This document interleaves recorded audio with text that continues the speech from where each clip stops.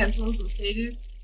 Soy Regina Altina, presidente del Centro Mexicano Alzheimer, y les doy la más cordial bienvenida a nuestra transmisión del día de hoy, Conexión Alzheimer. Como siempre, es un gran gusto saludarlos en este espacio suyo, todos los martes 18:30 a 19:30, una hora de tips, información, herramientas para quienes tengan en casa un familiar con algún tipo de demencia. El día de hoy, pues tenemos desde luego nuestra entrevista, pero también tendremos en la sección de Cuídalos los ejercicios de visoconstrucción, y en Alzheimer y la familia estaríamos conociendo el método Montessori aplicado a las demencias. Y terminaríamos, como siempre, con la música y ellos con el canto a la luz. Antes de darles la bienvenida y presentarles a nuestra invitada de hoy, quiero recordarles de que nos pueden llamar en la Ciudad de México al 55 53 39 56 61. Repito, 55 53 39 56 61. También nos pueden escribir desde luego contacto @cmalzheimer, heimer.org.mx, o dejarnos sus comentarios, dudas, sugerencias en nuestras redes sociales donde nos encuentran por Facebook y por Instagram como Centro Mexicano Alzheimer. También queremos invitarlos mañana, miércoles 1 de junio, a las 6 p.m., 6 de la tarde, los invitamos a nuestra sesión mensual informativa por Facebook Live, donde pueden preguntar todas las dudas que tengan.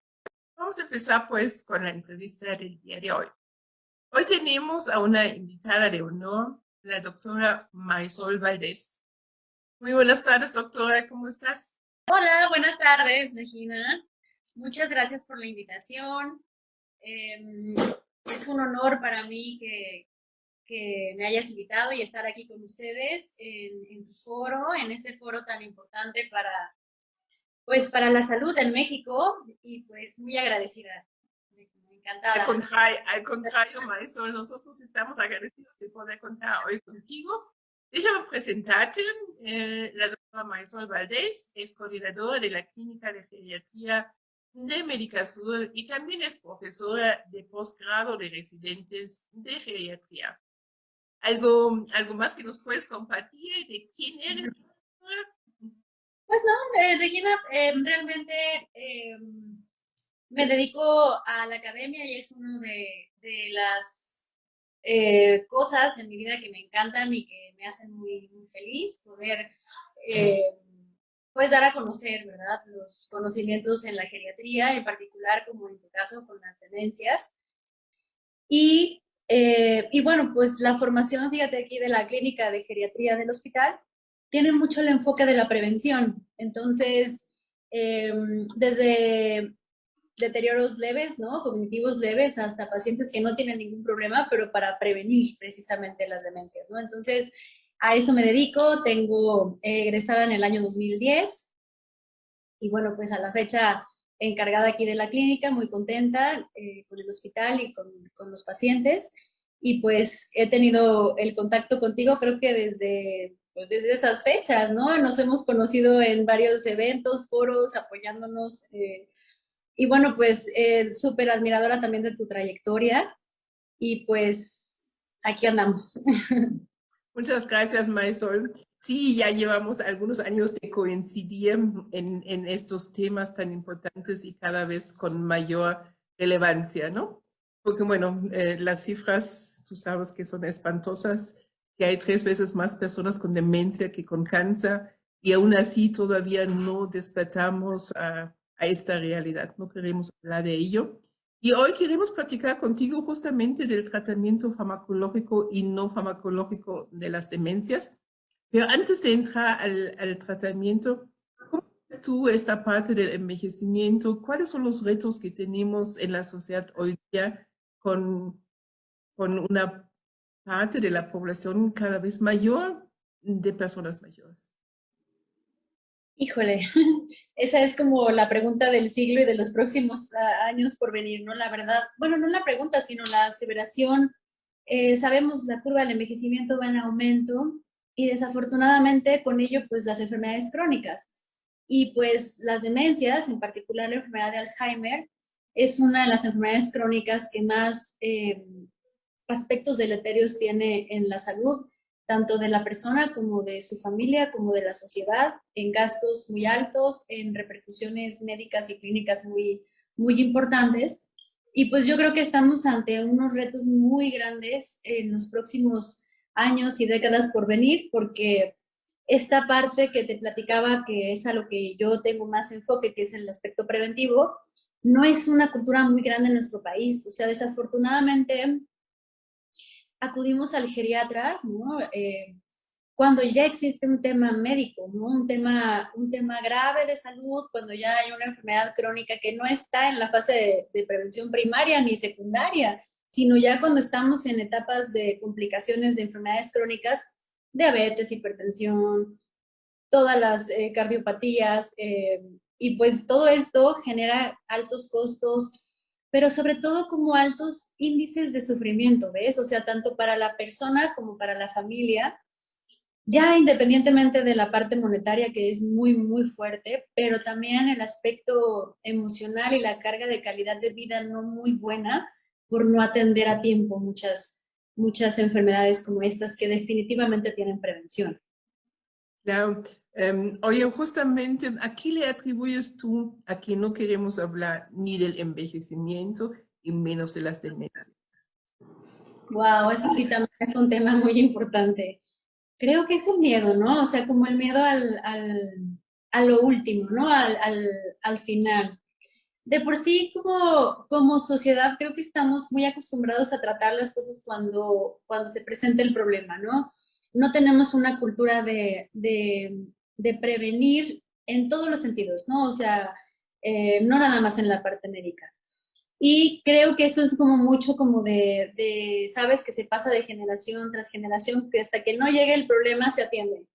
Entonces, creo que esto es una cosa que se tiene que atender desde la educación básica elemental, que desde las escuelas debe de haber esta parte de enseñanza a los alumnos, de respeto a las personas mayores, de las enfermedades más comunes en la edad adulta, porque todo eso va a conllevar a que tengamos más conciencia de lo que sucede cuando somos mayores y, y que queramos prevenir y vivir un envejecimiento sano y activo, ¿no? Lo más sano que se pueda. Entonces, creo que mucho tiene que ver como parte como sociedad, o sea, como una falta de prevención en etapas tempranas, ¿no?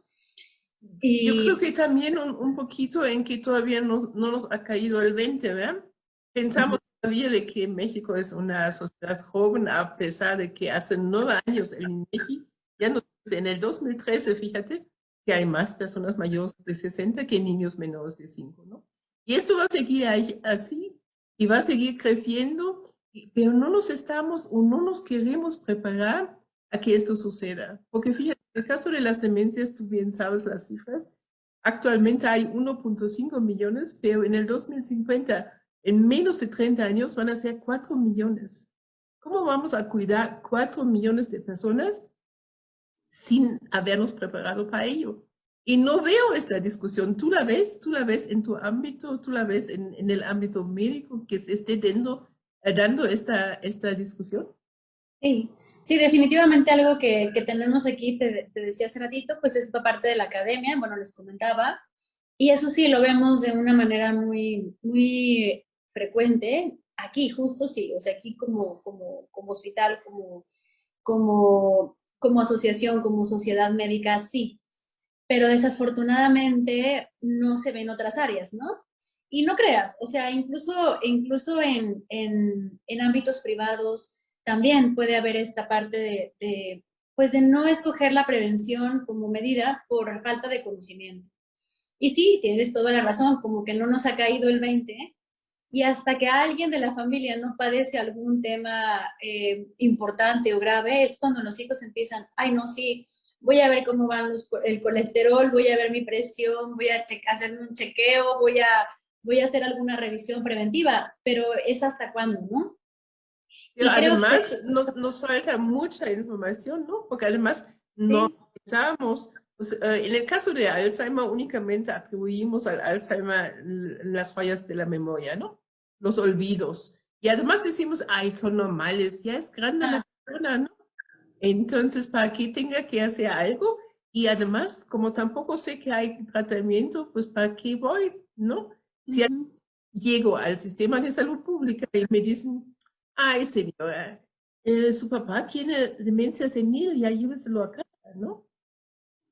Sí, es un tema, ¿no? Que todavía estamos como combatiendo contra ese diagnóstico de la demencia senil, que eso no existe. O sea, no entiendo, ¿verdad? Todavía, incluso colegas, ¿no? Que lo refieren así, como, pero es por edad. Pues sí, Hoy, pues por hoy, edad. hoy nos llegó otra vez una información, una llamada de una familia que preguntamos quién hizo el diagnóstico. No, pues en el sistema de salud pública. Bueno, está bien. Pero fue referido con demencia senil, ¿no? Ujú.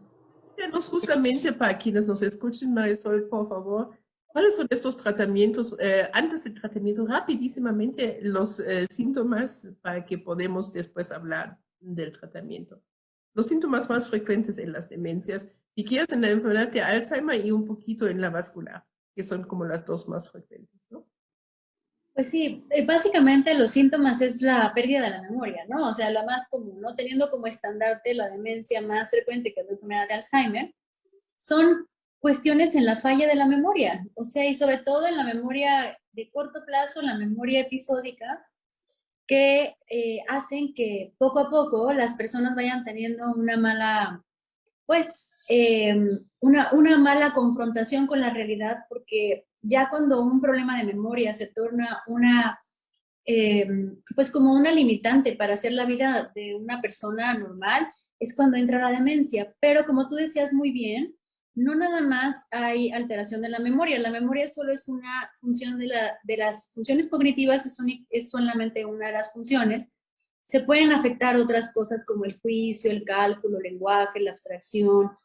Eh, y bueno, pues una de las cosas que también se afecta muy frecuentemente y que también choca mucho con padecimientos psiquiátricos es alteraciones de conducta relacionadas con demencia y que tienen que ver con estadios ya moderados de la enfermedad o en los casos de las vasculares pueden empezar desde un inicio y de otros tipos de demencia también, pero que también justo lo mismo ocurre, ¿no? O sea, de que es normal por edad que se olviden y también, bueno, pues si se está empezando a comportar de manera diferente es porque hay un problema psiquiátrico.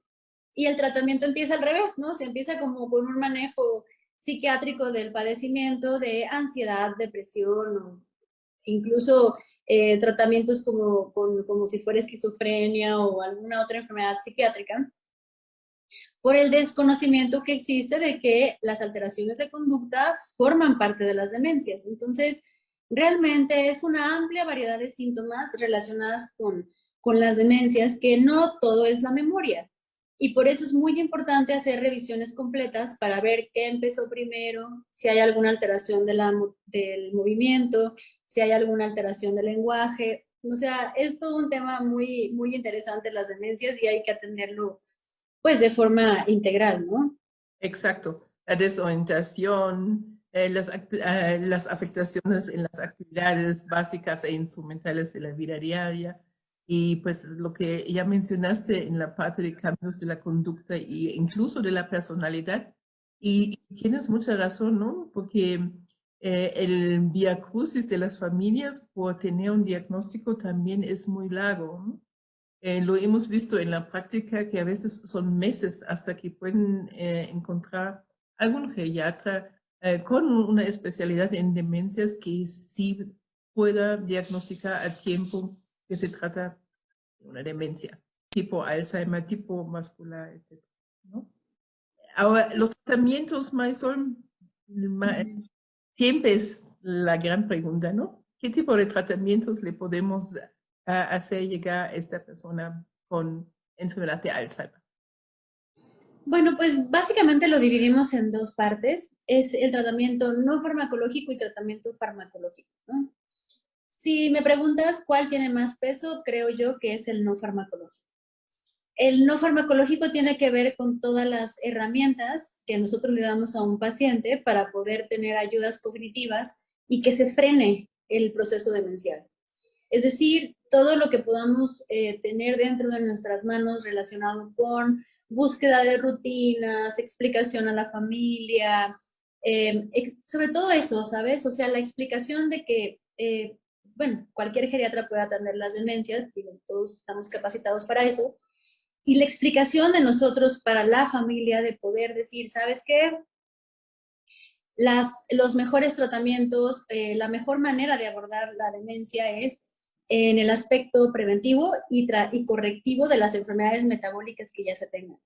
Es decir, si una persona adulto mayor ya se le acaba de diagnosticar demencia, pero además es diabético, es hipertenso, tiene apnea del sueño, no sé, cualquier otra enfermedad metabólica que pueda comprometer el funcionamiento del cerebro, se tiene que tratar y corregir a la perfección. Es decir, mantener niveles adecuados de glucosa, niveles adecuados de colesterol, usar el oxígeno cuando se necesita por la apnea del sueño, la mascarilla, el CPAP. Y entonces, eso, bueno, sería como dentro de la parte farmacológica de las demencias, porque es muy importante tratar la parte cardiovascular, ¿no? Dentro de la fisiopatología de la enfermedad de Alzheimer, que aún no se sabe por completo su origen, también tiene que ver un origen vascular. Entonces, es muy importante todo esto tenerlo muy bien, ¿no? Corregido completamente. Y del aspecto no farmacológico, pues tiene que ver todo con el ambiente, ¿no?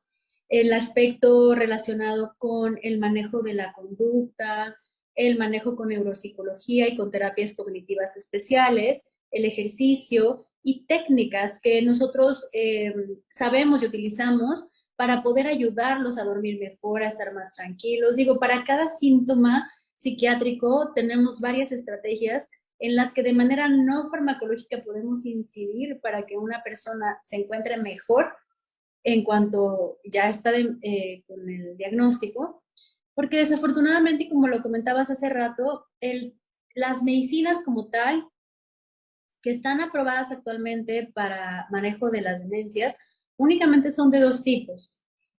Son dos tipos de fármacos que nosotros los utilizamos dependiendo de lo que predomine, si predomina deterioro cognitivo de tipo afásico, de tipo Alzheimer, o de deterioro vascular, empezamos una u otra y las dosis con las que los empezamos. Solamente estos dos medicamentos están aprobados actualmente y el tratamiento realmente no se trata de, ¿cómo les diría? Como de cambiar el escenario de una demencia, sino de modificar la velocidad en la que va avanzando el deterioro. Y eso, no todos los... ¿Cuáles son estos dos medicamentos, Marisol?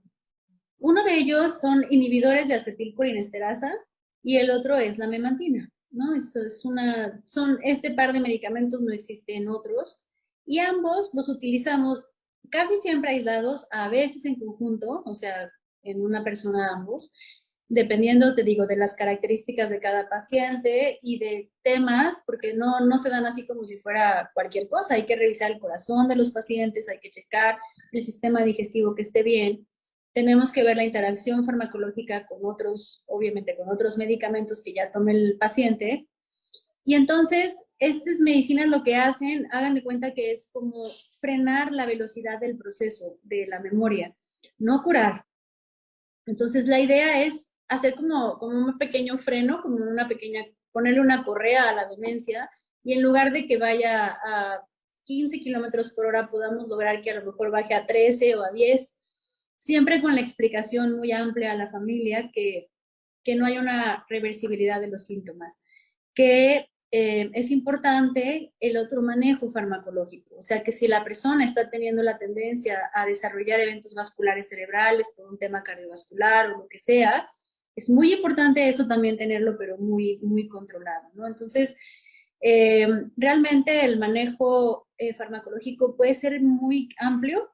Desafortunadamente nada más tenemos ahorita esos dos medicamentos para los síntomas cognitivos y que también pueden incidir ambos en algunas cuestiones del estado del afecto, pero no al 100%. Entonces, cuando las demencias avanzan un poco más, en estadios moderados a avanzados, también hacemos uso de antidepresivos, de medicamentos antipsicóticos, de medicamentos reguladores del estado de ánimo, para poder controlar síntomas conductuales de las personas y que puedan llevar una vida lo más sana, lo más segura, porque pues muchas veces ¿cómo les diré? Como las reacciones de una persona que tiene demencia, cuando ya se asocian síntomas psicóticos de diferentes magnitudes, pues pueden poner en riesgo su vida, la vida de otras personas.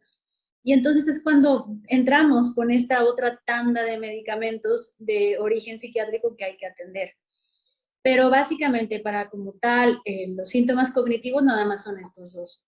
Se ha intentado la vacuna, no ha habido una buena respuesta y actualmente hay muchos medicamentos en investigación que son modificadores biológicos de enfermedades que ahorita están teniendo un boom desde los últimos años, pero todavía no tenemos alguno disponible en el mercado o que tengamos ya, pues ¿cómo te diré? Como ya alguna vista, ¿no? De próximo, no. Entonces sí tenemos una limitación para el manejo cognitivo y es por eso que nos apoyamos mucho en la parte no farmacológica. Entonces la parte no farmacológica tiene que ver con el desarrollo de nuevas técnicas enfocadas en la atención de los pacientes, en la memoria, lo que decías hace ratito que vas a explicar algunos ejercicios ¿cómo se llama? De orientación visoespacial, algo alcancé a escuchar de que van a dar algunas terapias. O sea, realmente forma parte muy importante para nosotros esta otra ayuda no farmacológica en el tratamiento. Sí, fíjate que sí. Bueno, desde el inicio de la pandemia hemos estado empezando como Centro Mexicano Alzheimer. Llevamos más de 2 años, desde el 23 de marzo del 2020. Ya llevamos 2 años y más de 5.000 sesiones en línea impartidas, fíjate. Y que al principio nos decían, pero ¿cómo? No vas a poder trabajar con las personas mayores en línea. Hemos tenido unas experiencias tan bonitas, Marisol, porque no solamente han podido, porque simplemente el momento de conectarse es una nueva estimulación, ¿no? Claro. También Claro. las vejeces de hoy son distintas a las vejeces de hace como 30, 40, 50 años, ¿no? Y estamos activos, productivos, participativos y queremos ser incluidos, ¿no? Como personas mayores plenamente, porque no hay ninguna razón para decir que a partir de los 60 o 65 años, pues ya no puedes hacer nada, ¿verdad? Claro, claro, claro. También es uno de los paradigmas que hay que romper. Sí, claro. Y con respecto a la terapia no farmacológica que ofrece el Centro Mexicano Alzheimer, tienes mucha razón porque he visto en las personas de que no solamente son estables, sino también son mejor anímicamente. La socialización es un factor también muy, muy importante, ¿no? Porque el aislamiento de la persona mayor pues también nos puede llevar a una depresión y también nos puede llevar a una demencia, ¿no? Claro.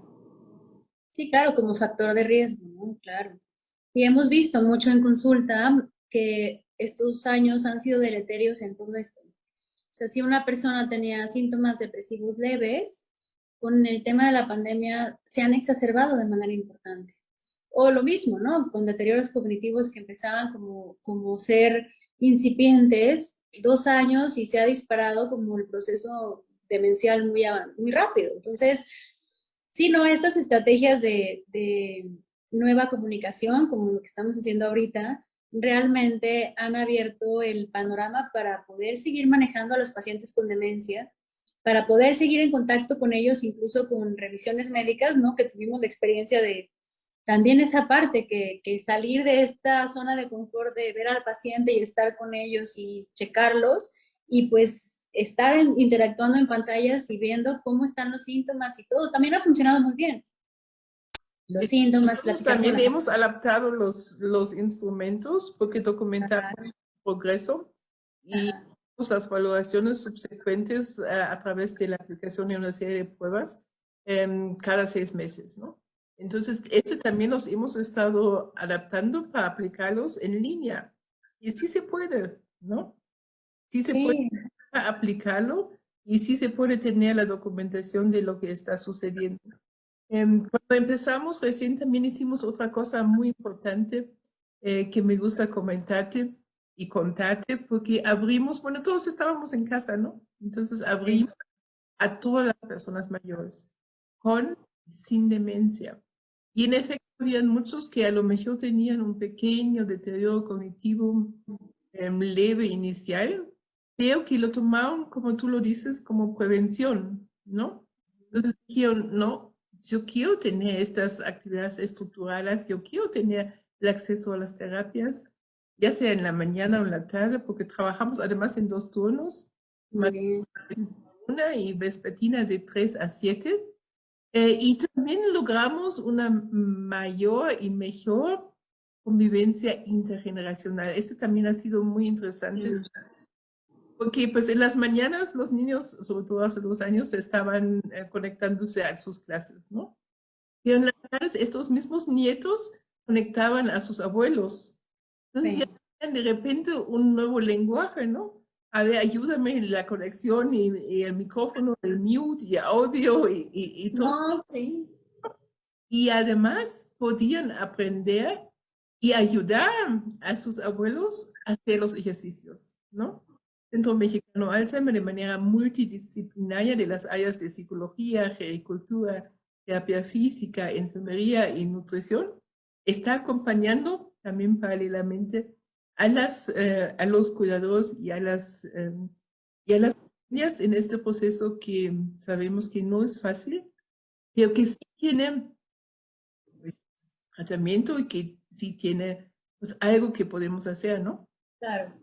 Siempre, siempre va a haber algo que hacer para que no se desanimen todos tus oyentes en relación a que pues ya está el diagnóstico, sí está el diagnóstico, pero la persona sigue viva, ¿no? Esa persona tiene un alma, tiene su espíritu y tiene una personalidad. Y sí va a haber cambios en muchos sentidos, pero sí es importante que vivan con la mejor calidad de vida y la familia también.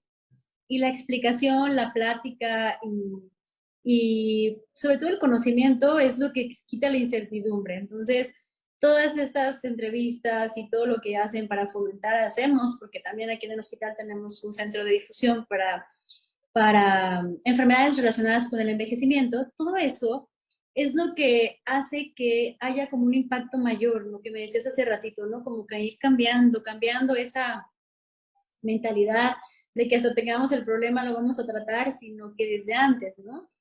Y pues es una gran oportunidad poderlo hacer de manera preventiva, ¿no? Platícanos, para finalizar esta entrevista contigo, ¿cuáles serían estos consejos que nos podrías dar a quienes nos escuchan sobre la prevención? Ay, pues creo yo que se va hoy muy trillado, ¿eh? Pero una buena alimentación es indispensable. O sea, sí es muy importante ingerir una cantidad importante de frutas, de verduras, son antioxidantes. Al final son la manera de nutrirnos, tiene mucho que ver de cómo vamos a ser nosotros y cómo se va a comportar nuestro cuerpo en cuanto a enfermedades. Entonces, como tratar de hacerlo lo más sano que podamos, estar bien hidratados, mantener una actividad física regular.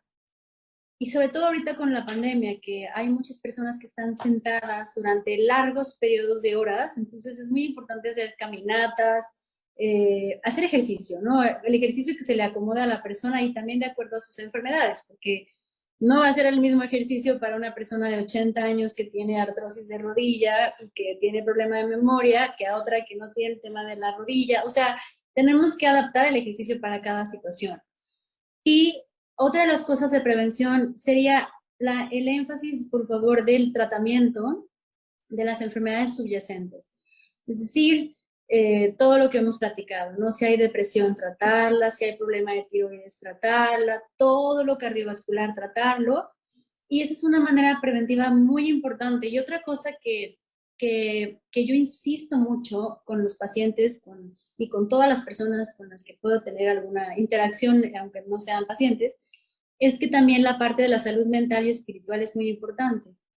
Esta parte preventiva de cómo nutrimos nuestro día a día y cómo nos sentimos, también tiene mucho que ver de cómo va a ser el reflejo de cómo vamos a estar en el futuro. Entonces, también darse tiempo para cultivar eso, ¿no? De acuerdo a las costumbres y a la ideología de cada uno, pero sí que esa parte tampoco quede olvidada. De verdad, nosotros que vemos el envejecimiento día con día y que revisamos pacientes, notamos que las personas que envejecen mejor y que están más contentas son aquellas que tienen algo positivo, ¿no? Que tienen familiares a su alrededor, que los mantienen cerca en lugar de alejar, que conservan alguna, como tú decías, alguna interacción social, espiritual, y que pues se mantienen bien ellos, ¿no? O sea, su estado de salud mental. Muchísimas gracias. Muchas gracias a la doctora Maysol Valdés por esos momentos de la entrevista. Te mandamos un gran abrazo. Cuídate. Gracias. Contacto. Gracias, Hasta luego, Maysol. Rita. Muy agradecida. Gracias. Gracias. Gracias. Hemos llegado a la sesión de Cuídalos y le doy la bienvenida en esta tarde a Carolina Romano. Muy buenas tardes, Caro, ¿cómo estás? Hola, muy buenas tardes, señora Regina. Muy bien, ¿y usted? También muy bien aquí, pues ya esperando los ejercicios de visoconstrucción que nos vas a presentar ahorita. Adelante, por favor. Muchas gracias. Muy bien, vamos a hablar un poquito sobre qué es la vasoconstrucción. Las habilidades vasoconstructivas consisten en la capacidad de analizar la información visual existente dentro de nuestro entorno. Esta habilidad conlleva a un proceso sistemático que parte de lo sensorial a lo perceptual. Es el análisis que se está viendo en este momento, para luego hacerlo de lo espacial a lo motor. ¿Qué quiere decir con esto? Es actuar con respecto a lo que se está viendo. La vasoconstrucción tiene dos tipos de análisis. El primero incluye el reconocimiento de lo que se está viendo y el segundo es su posición y localización. Esta habilidad comprende los aspectos visopercepción y visomotricidad. Por lo tanto, estos procesos son funciones cognitivas que nos permiten situarnos a nosotros mismos en nuestro entorno, a su vez que corresponde a este. Las funciones visoespaciales representan un grupo de funciones cognitivas utilizadas para analizar, comprender y manejar el espacio en el que vivimos en varias dimensiones. Estos procesos incluyen una navegación mental, percepción a la distancia y a la profundidad, así como la construcción visoespacial. Por eso, existe relación estrecha con la visomotricidad, lo cual permite planear nuestros movimientos con respecto a las exigencias del medio, donde previamente hay una autoconciencia integrada con el medio.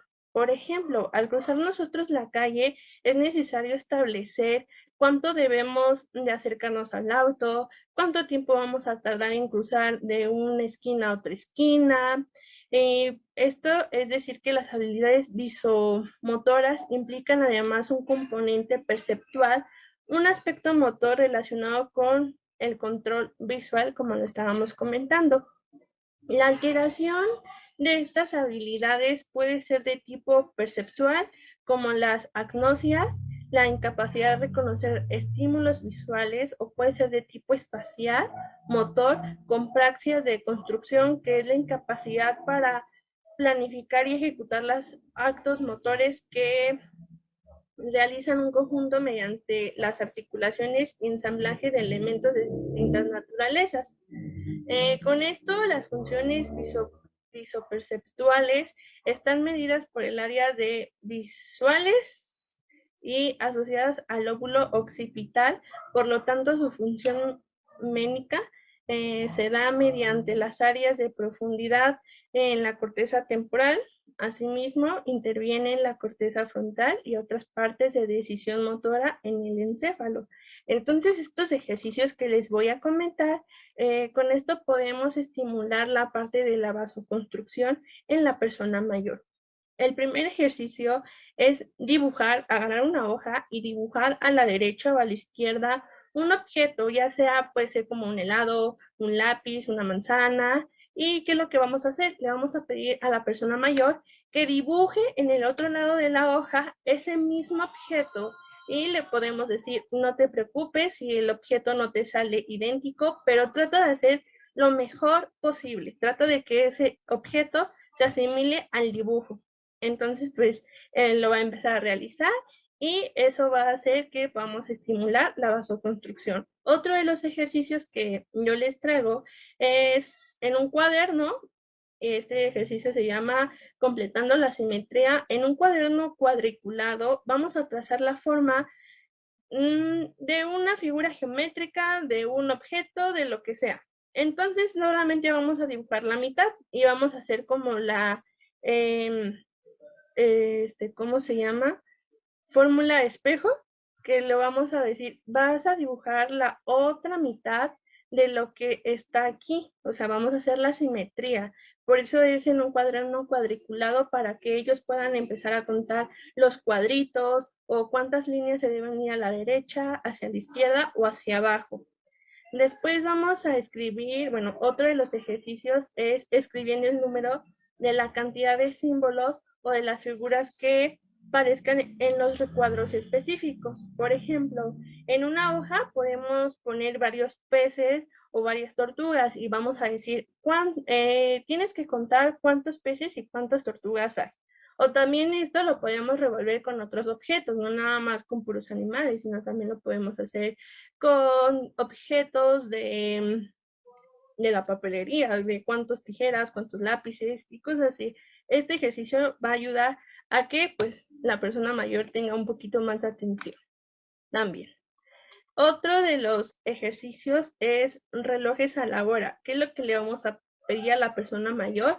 Es que van a tener que poner las agujas de manera en que marque la hora que nosotros le vamos a indicar. Poder hacer el reloj nosotros mismos o podemos utilizar un reloj que ya nos sirva para hacer este tipo de ejercicio. Nosotros le vamos a decir, pon que sean la 1:45 y ellos deben de marcar la hora y así podemos jugar, implementar este tipo de actividad.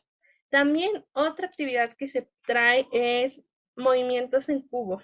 Es una actividad que consiste en calcular cómo quedaría una serie de cubos al moverlos. Por ejemplo, vamos a poner una torre o cubos, esto se puede utilizar con Jenga o con el dominó, y le vamos a decir a la persona mayor, solo tienes tal número de movimientos para poder hacer otra figura o para mover un poquito más la torre. Entonces le vamos a decir, imagínate esos movimientos que vas a hacer. En este caso lo que se trabaja es la visualización espacial y la planificación. Entonces son estos ejercicios que traemos para de vasoconstrucción. Muchísimas gracias, Caro. Como siempre, con estos ejercicios estoy segura que en casa nos van a seguir y van a poner pues, a las personas mayores en actividades de coordinación visoespacial. Muchas gracias. Nos vemos la próxima semana. Gracias a ustedes. Bonita tarde. Hemos llegado a la sección de Alzheimer y la familia. Le doy la bienvenida en esta tarde a la coordinadora de psicología del Centro Mexicano Alzheimer, la licenciada Ana Lilia Cipriano Nájera. Buenas tardes, Ana Lilia, ¿cómo estás? Hola Regina, muy buena tarde. Muy bien, muchas gracias. Aquí compartiendo un tema más con los familiares, cuidadores y personas que nos siguen aquí en este programa de radio. Hoy, pues ya siguiendo la línea de nuestra entrevista de hoy, vamos a conocer un poquito más del tratamiento no farmacológico y en concreto, pues el método Montessori. Pues adelante, por favor. Muchas gracias, Regina. Así es, justo el día de hoy vamos a hablar del método Montessori aplicado a las demencias. Seguramente ustedes han escuchado este método, pero aplicado a los niños. Seguramente han escuchado al famoso nombre María Montessori, así que el día de hoy vamos a descubrir cómo es que se aplica a las demencias.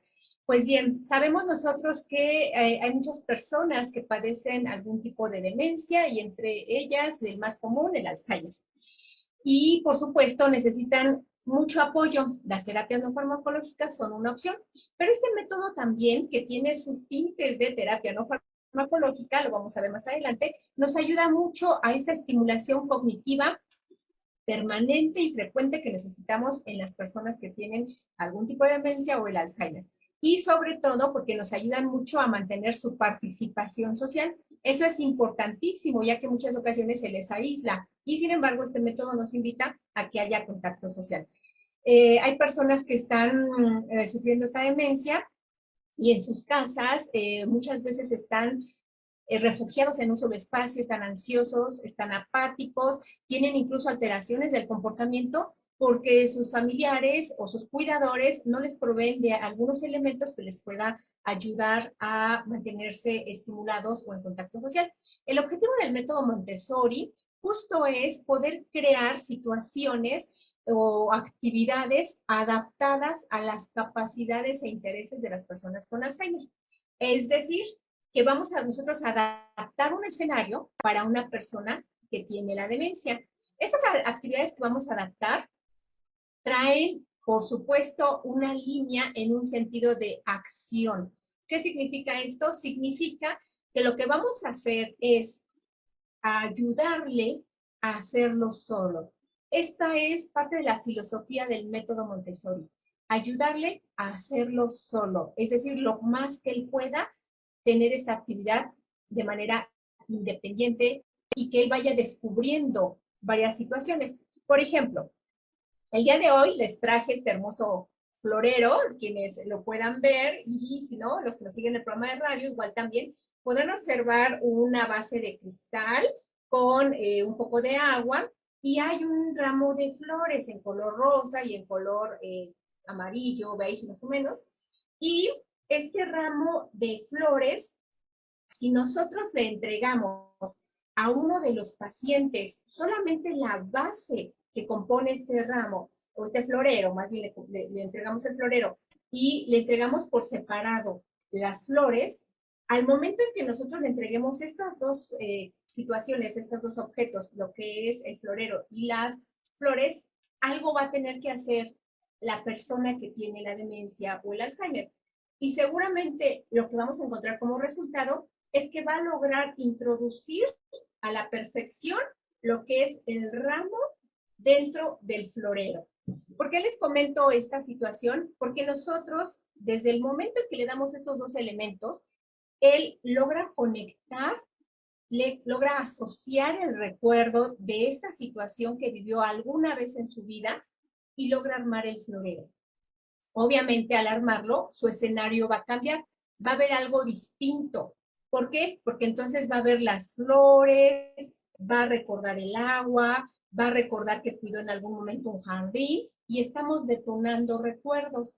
Pero en una fase de enfermedad de etapa leve, moderada, es posible hacer esto. Cuando es a lo mejor la etapa un poquito más avanzada, que es la etapa grave, quizá podamos dar estímulos o dejar estímulos, pero que el paciente haga lo que él pueda. A lo mejor en ese momento toca las flores, no las introduce en el jarrón o en el florero, pero lo que hace es empezar a cortar las hojitas de cada una de las flores, lo cual representa algo importante porque está manipulando la flor.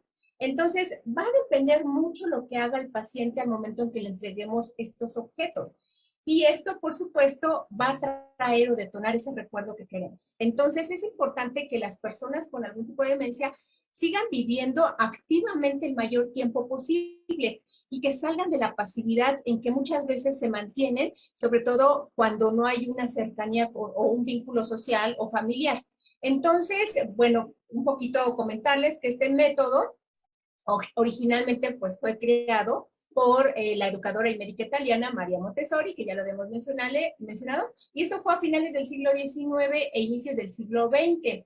y era para educar a estos niños de barrios obreros de la colonia Roma. Posteriormente, el profesor Camp lo adaptó para usarlo en personas mayores que presentaban dificultades cognitivas. De ahí su importancia y también por qué necesitamos crear estos entornos. El poder disponer de un entorno como, por ejemplo, colocar señalizaciones a nuestros pacientes, eso le genera un sentido en su día a día. Por ejemplo, podemos hacer uso de calendarios para poderlo ubicar en una situación de la realidad del día a día, poder poner calendarios, en algún momento hacer uso de relojes, en otro momento poder poner señalizaciones donde está el refrigerador, donde se enciende la luz, donde se cierra la llave, cómo se cierra la puerta, poder poner algunos elementos que le permitan a la persona deambular en un espacio más seguro y rodeado de estímulos que denoten recuerdos. Eso es algo muy importante, porque además la estabilidad de las personas es un factor clave para que ellos puedan seguir siendo estimulados. Por ejemplo, esta cuestión de estabilidad emocional es no regañarlos. Si ellos se equivocan en hacer algo, alguna de las situaciones en casa de ejercicios, de memorama, de construir algunas torres de piezas de madera, no regañarlos. La idea es que ellos puedan tener un espacio seguro donde puedan construir lo que esté a su alcance, lo que ellos recuerden, lo que ellos quieran con los elementos que tengan. Entonces, es muy importante proveer de elementos y que haya rutinas. ¿Por qué decimos que estas rutinas? Algunos familiares llaman también rituales, porque es seguir paso a paso haciendo lo mismo cada día. Pero para ellos es muy importante porque recuerden que uno de los aspectos que más llega a afectarse pues es la orientación, no saben el día, la hora, y las rutinas les ayudan a saber o tener espacios específicos para cada una de las actividades. Entonces, hay que hacerlo a través de rutinas, poner horarios específicos, y que se relaciona con lo que nosotros trabajamos en el centro, por supuesto, que son las terapias no farmacológicas en horarios establecidos y a través de actividades establecidas. Y entonces nosotros podemos crear un ambiente con nuestro paciente dentro del hogar, y si nosotros, por poner un ejemplo, podemos ayudarle a hacer búsqueda de algunos objetos, podemos colocar en una bandeja arroz, y dentro del arroz, por debajo, poner pequeños objetos, como puede ser una cuchara, un botón, puede ser un pequeño hilo, puede ser una pelotita, cualquier objeto que ustedes consideren que puede cubrirse con una pequeña bandeja con arroz. Y entonces él introduce su mano dentro de la bandeja y empieza a buscar objetos. Lo que el paciente toque lo va a reconocer, lo va a extraer y lo va a tomar con su mano. Para esta situación le va a generar un estímulo más saber que puede haber más objetos, reconocer su espacio, y entonces después de haber obtenido un objeto va a seguir buscando, o nosotros lo invitamos a buscar otro objeto. Y esto, por supuesto, lo mantiene en contacto con una actividad. Esto facilita como la codificación de que hay más elementos ahí y lo mantiene cognitivamente pues más activo. Nosotros también podemos hacer uso mucho de la comunicación no verbal. ¿Por qué hablamos de la comunicación no verbal? Porque podemos hacer uso de gestos. Hacer muchos gestos ayuda también, porque el paciente, recuerden que ya olvida muchas de las situaciones de lo que le queremos decir en la cuestión del lenguaje. Se está afectado su lenguaje a nivel comprensivo y muchas veces expresivo. Entonces, ¿qué hacemos? La gesticulación, nuestras manos, nos auxiliamos de las manos, los pies, nuestro cuerpo, para hacerles saber lo que le queremos decir. Eso también es una forma de que él identifique algo que queremos decirle y que por sí solo él reconozca qué es eso que queremos decirle. Eso también tiene que ver con el método Montessori. Por supuesto, también toda la cuestión sensorial en cuanto al tono de voz, cómo les hablamos, y también quizá poder hablar menos y mostrar y observar más. Eso ayuda bastante. Mostrar más elementos. Por ejemplo, a lo mejor no todos podemos comprar muchas cosas en casa, como son lápices, colores, a lo mejor una acuarela o pinturas muy sofisticadas.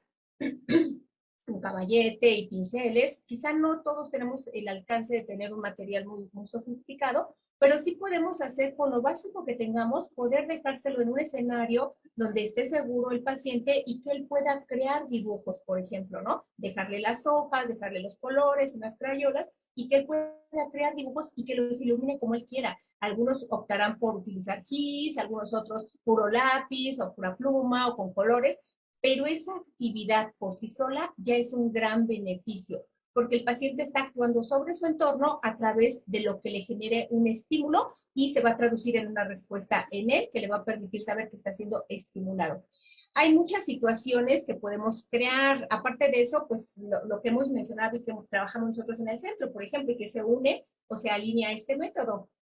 Cuando dobla calcetas, por ejemplo, cuando ayuda a doblar su propia ropa interior, cuando ayuda a acomodar algunos cubiertos en la cocina, todo eso tiene que ver con la libertad que le dejamos al paciente para que él pueda hacer hasta donde logre hacer, que esté sus capacidades y sobre todo necesidades, porque habrá algunos que ya se rehúsen a hacer algunas actividades. Pues ahí entra la creatividad del cuidador para saber qué otras actividades puede hacer con flores, como lo decíamos, con las flores que traía yo el día de hoy, que lo haga con su ropa, que lo haga incluso en el baño. A lo mejor en algún momento dicen, bueno, ¿qué podría hacer en el baño? Bueno, pues la creatividad de él para bañarse por sí solo, si es que todavía es capaz de hacerlo, porque muchas veces nosotros a lo mejor lo queremos bañar y queremos empezar desde la cabeza hacia los pies, pero el paciente todavía puede bañarse. La creatividad va a basarse en que el paciente, si empieza por los pies, no pasa nada. Si después quiere ir subiendo para el lavado de su cuerpo, no pasa nada. Lo está haciendo con libertad, obviamente cuidándolo,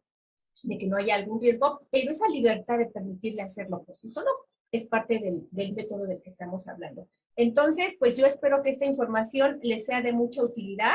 No es un método que fomenta solamente actividades de ocio, porque algunas veces dicen, bueno, es que solo se les dejan las cosas a los niños, cuando hablamos de niños, y pues los niños nada más juegan y ahí pasan el tiempo.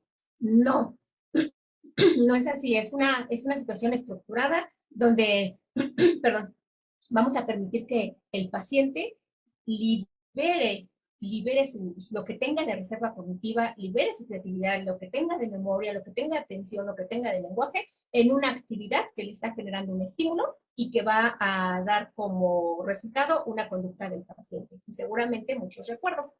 Regina, esto es lo que trajimos el día de hoy para ustedes. Y bueno, muchísimas gracias. Estoy segura de que pues, han estado muy pendientes quienes nos siguen tanto por Radio Apit como por Facebook Live, y a quienes les mandamos un gran abrazo y muchos saludos de estos ejercicios y de estos tips de Montessori, tipo Montessori, que pueden estar utilizando en las personas mayores. Muchas gracias y hasta la próxima. Hasta pronto, Regina. Bonita tarde. Bye. Gracias. Antes de llegar a nuestra última sección de la música y ellos, quiero recordarles, por favor, de que nos pueden hablar en la Ciudad de México al 55 53 39 56 61 y también nos pueden seguir en nuestras redes sociales en Facebook e Instagram como Centro Mexicano Alzheimer. La música y ellos, muy buenas tardes, María Eugenia Pimentel, ¿cómo está, Maro? Muy bien, señora Regina, bonita tarde. Aquí, como siempre, contenta de estar con nuestro programa Conexión Alzheimer, que podemos escuchar también en Radio Apit y por nuestra página de Facebook Live. Muy bien, hoy nos trae un canto a la luz. Adelante, por favor. Gracias. Este canto, pues rápidamente, los cantos que utilizamos en nuestras sesiones de musicoterapia, tratamos que lleven un mensaje que traiga algún motivo que a nuestros adultos mayores les agrade. Y por esto escogemos ciertos cantos que lleven mensaje, motivación, alegría. Espero que a todos les agrade.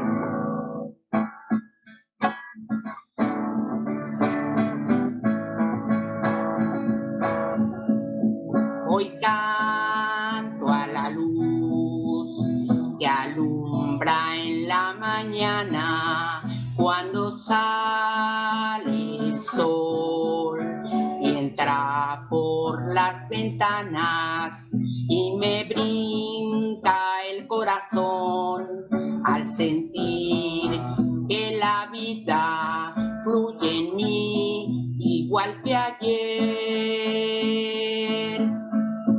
Hoy canto a la luz que alumbra en la mañana cuando sale el sol y entra por las ventanas y me brinca el corazón al sentir que la vida fluye en mí igual que ayer. Amor es la luz que nos diste para ver más allá de las cosas, más allá del color, más allá de las nubes. Y cuando sale el sol, allá donde está el amor, hoy canto a la luz que alumbra en las mañanas cuando sale el sol y entra por las ventanas y me brinca el corazón al sentir que la vida fluye en mí igual que ayer. Amor es la luz que nos diste para ver más allá de las cosas, más allá del color, más allá de las nubes y de cuando sale el sol, allá donde está el amor, allá donde está el amor.